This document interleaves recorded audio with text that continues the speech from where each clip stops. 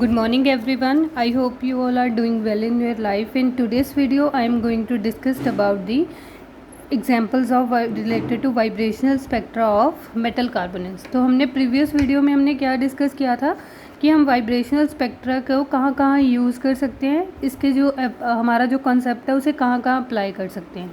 Basically ये portion जो आज मैं डिस्कस कर रही हूँ ये आपको यूजीसी के एग्ज़ाम में क्वेश्चंस पूछे जाते हैं, तो वहाँ पर आंसर करने में हेल्पफुल होगा. सबसे पहले आपने क्या करना है कि आपके दिमाग में जो जो कॉन्सेप्ट हैं न्यू सीओ को लेके वो आप लिखोगे. सबसे पहला कॉन्सेप्ट हम उसे रिकॉल कर लेते हैं, लिखते नहीं हैं.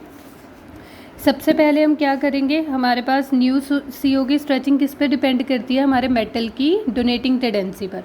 जितना ज़्यादा हमारा मेटल का मेटल हमारा फील्ड इलेक्ट्रॉन्स होंगे उतनी ज़्यादा वहाँ पर मेटल कार्बन बॉन्ड की स्ट्रेंथ क्या होगी, इंक्रीज़ होगी. और हमारे पास सीओ की स्ट्रेचिंग फ्रिक्वेंसी क्या होती रहेगी, डिक्रीज़ होती रहेगी. सीओ की स्ट्रेचिंग फ्रिक्वेंसी डिक्रीज़ होने का मतलब क्या है, स्ट्रेचिंग फ्रिक्वेंसी का मतलब है इस बॉन्ड को स्ट्रेच करने के लिए हमें कितनी फोर्स या एनर्जी देनी पड़ रही है. अगर हमारा बॉन्ड में मल्टीपल बॉन्ड करेक्टर होगा that means we have to give more energy in order to stretch that particular bond. तो इससे हमें आइडिया हो जाएगा कि हमारा जो कार्बोनिल है उसका मल्टीपल बॉन्ड करेक्टर रिड्यूस हो रहा है या इंक्रीज़ हो रहा है.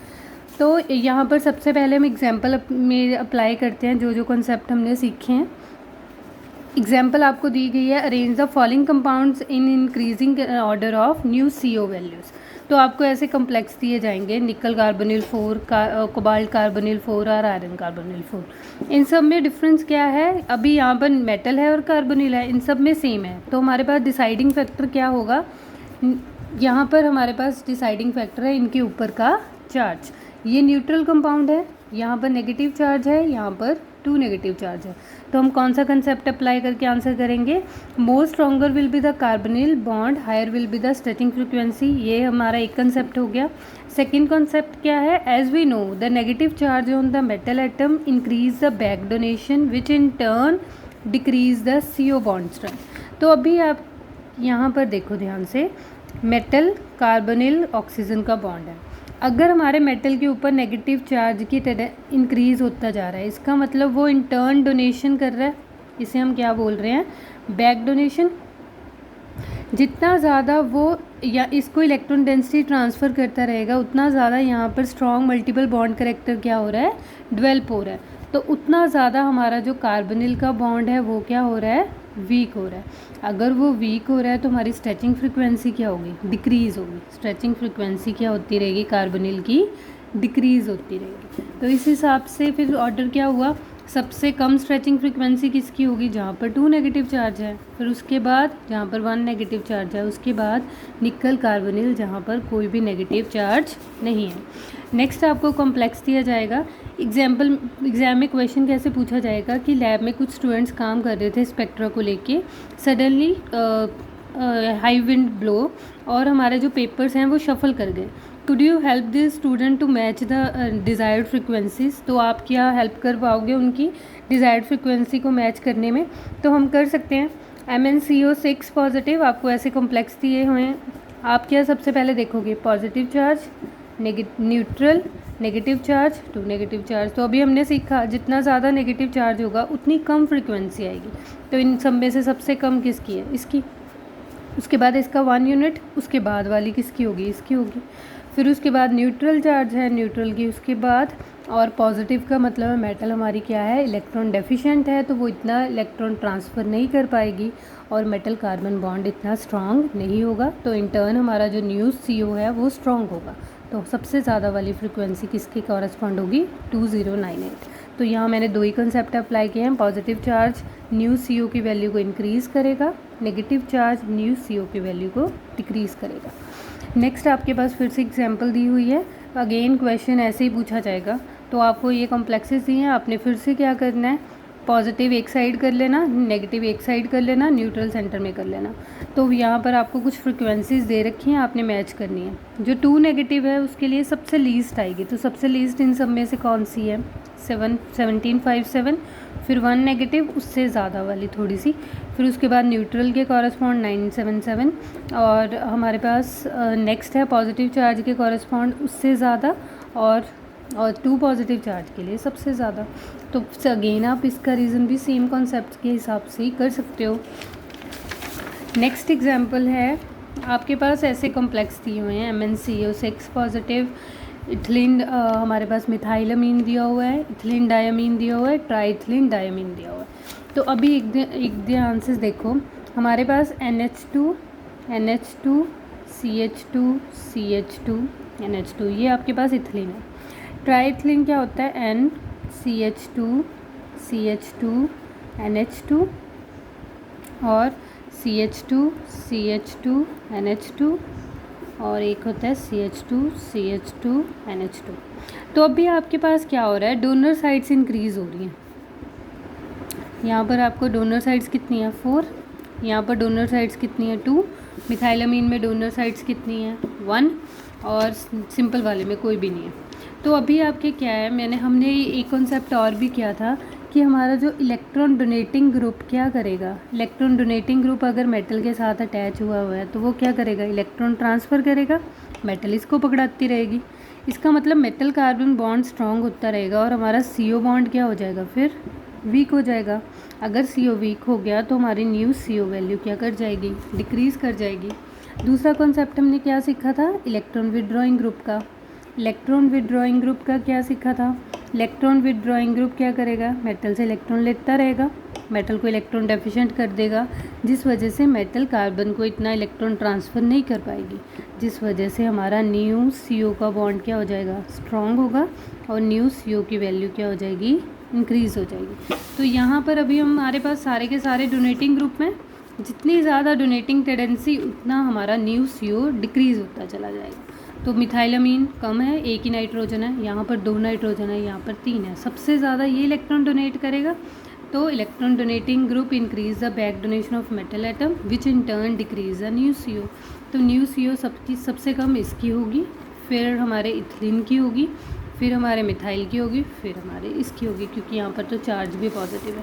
तो वैल्यूज़ कुछ दी होंगी तो आप उन वैल्यूज़ को यहाँ पर असाइन कर सकते हो। नेक्स्ट आपके पास कॉम्प्लेक्सेस दिए हुए हैं, MnCO6 पॉजिटिव, फ्री कार्बोनिल है, BH3 है, VCO6 है। अभी हमें पता है, हमने लास्ट वीडियो में जब थ्योरी की थी तब हमने बोला था कि फ्री कार्बोनिल की स्ट्रेचिंग फ्रीक्वेंसी 2143 होती है। पॉजिटिव चार्ज का मतलब मेटल इलेक्ट्रॉन डेफिशिएंट है तो इसकी इससे भी ज़्यादा होगी। और BH3 क्या है, इलेक्ट्रॉन डेफिशिएंट कंपाउंड है, ये हमारा क्या करेगा, इलेक्ट्रॉन क्या कर लेगा, विड्रॉ कर लेगा, तो ये बैक डोनेशन होने नहीं देगा। तो हमारे पास स्ट्रेचिंग फ्रीक्वेंसी का ऑर्डर कुछ किस तरह से रहेगा, सबसे ज़्यादा स्ट्रेचिंग फ्रीक्वेंसी किसकी होगी, इसकी होगी। उसके बाद हमारे पास फ्री कार्बोनिल की होगी जो किसी मेटल के साथ अटैच नहीं हुआ, फिर उसके बाद हमारे पास पॉजिटिव की होगी, फिर उसके बाद हमारे पास नेगेटिव की होगी।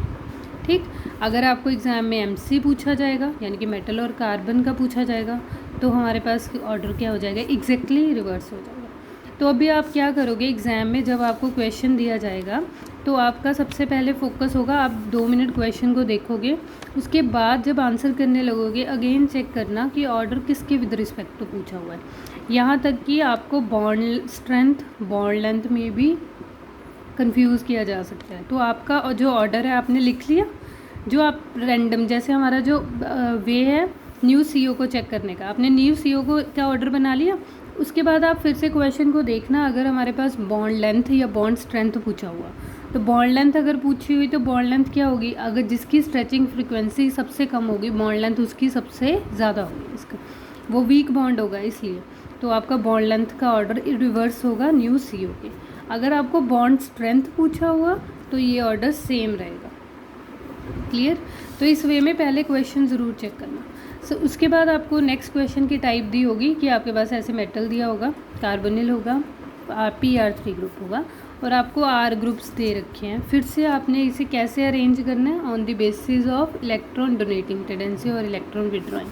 अभी यहाँ पर देखो सबसे ज़्यादा इलेक्ट्रॉन विड्रॉइंग ग्रुप ये दिख रहा है मुझे, यहाँ पर 5 फ्लोरीन्स हैं, तो सबसे ज़्यादा इलेक्ट्रॉन विड्रॉइंग ग्रुप ये होगा, उसके बाद ये होगा, उसके बाद जो हमारी फिनाइल रिंग होती है ना वहाँ पर इलेक्ट्रॉन डीलोकलाइज कर जाते हैं, इस वजह से उसका स्ट्रेचिंग फ्रीक्वेंसी कंपैरेटिवली हमारे एलिफेटिक से ज़्यादा होता है। तो हमारी स्ट्रेचिंग फ्रीक्वेंसी, ये इलेक्ट्रॉन डोनेशन इतनी अच्छी तरह नहीं करेगा जितनी अच्छी तरह ये कर देगा, ये डायरेक्ट डोनेशन कर रहा है। तो यहाँ पर सबसे कम स्ट्रेचिंग फ्रीक्वेंसी किसके लिए आएगी आपके पास 3 के लिए, फिर आपके पास एक मिथाइल ग्रुप है 2, फिर आपके पास ये वाला एक ही फ्लोरीन है 1, फिर उसके बाद आपके पास 5 फ्लोरीन वाला ग्रुप है 4। तो न्यू CO का ऑर्डर ये होगा। अगेन नेक्स्ट टाइप आपके पास रहेगी निकल कार्बोनिल 3 PME3, निकल कार्बोनिल PF3 PPH3 और उसके बाद आप क्या करोगे, फिर से डोनरेबिलिटी चेक करोगे। PF3 सबसे कम डोनेट करेगा। उसके बाद PPH3 मैंने बोला था कि बेंजीन रिंग्स में डीलोकलाइजेशन की वजह से मेटल तक इलेक्ट्रॉन डेंसिटी जिससे पहुंचती नहीं है। फिर उसके बाद हमारा सिंपल मिथाइल 3, फिर उसके बाद हमारे पास टर्शरी, क्योंकि ये 3 साइड से डोनेट करेगा।